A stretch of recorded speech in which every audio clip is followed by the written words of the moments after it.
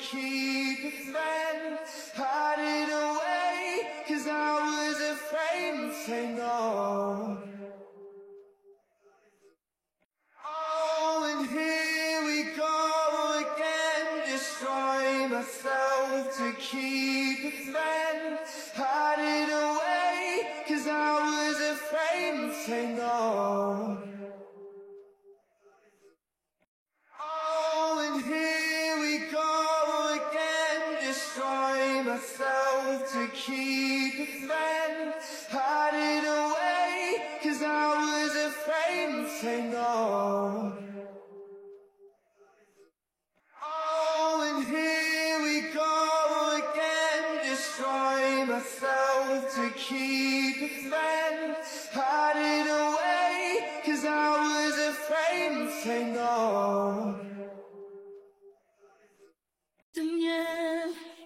Sesakit apapun kan ku lewati, asal denganmu, harus denganmu. Tuhan bila memang siap,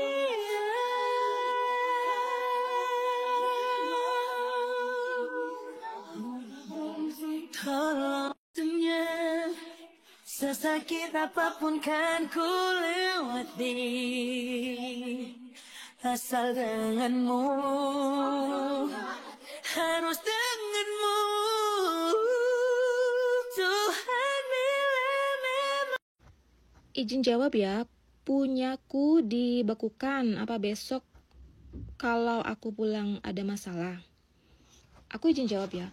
Kalau masnya pernah meminjamkan buku rekening ke temennya, atau misalkan masnya itu maaf ya, pernah terjadi kasus penipuan uang atau pencucian uang, terus kemudian masnya dapat surat panggilan dari pihak kepolisian Taiwan atau dari pengadilan, dapat suratnya, terus masnya nggak datang, itu kemungkinan nanti masnya nggak bisa keluar dari Taiwan, harus selesai dulu kasusnya. Tapi kalau masnya itu hanya terblokir saja rekeningnya tanpa sepengetahuan sendiri, maksudnya tanpa sepengetahuan itu masnya bukan penipu, kemudian masnya juga bukan bukan pencucian uang. Menurut aku kalau misalkan ada pemblokiran seperti itu masih tergolong wajar gitu loh, tidak apa-apa. Paling nggak bisa diambil doang duitnya kayak gitu. Tapi alangkah baiknya masnya coba datengin ke kantor posnya ya. Jangan lupa bawa buku rekening yang masih digunakan ya. Ini aku nyari-nyari yang masih digunakannya, nggak tahu taruh di mana, aku lupa. Bawa buku rekeningnya, bawa ARC, bawa paspornya dibawa, ARC-nya dibawa, terus bawa incang juga ya. Nah, karena sekarang kan banyak sekali oknum-oknum ya, yang kayak jual beli rekening, kayak menyalahgunakan gitu loh. Makanya sekarang tuh kalau misalkan mau ke kantor pos buat urus-urus rekening, biasanya ditanya majikan kamu mana gitu ya. Nanti barangkali nggak bisa bahasanya, bisa minta tolong sama penerjemah, agensi, atau majikan kayak gitu. Nanti mereka yang bantuin kayak gitu ya.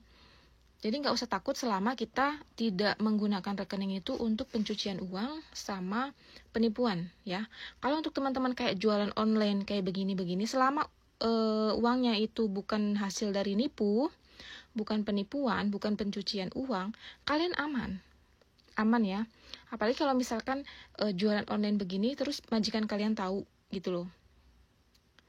Terus nanti kalian bilang ke petugas posnya, saya di sini tuh membantu teman-teman Indonesia gitu loh, membantu teman-teman Indonesia yang kesusahan untuk bertransaksi membeli barang kayak gitu, membantu mereka seperti itu teman-teman ya. Selama kita dalam koridor yang benar, nggak usah takut. Selama kita benar gitu loh koridornya, nggak takut. Jadi satu, jangan ada penipuan, yang kedua jangan ada pencucian uang, itu aja. Menurut aku sih, ini tuh kesalahan server aja. Menurut aku ya.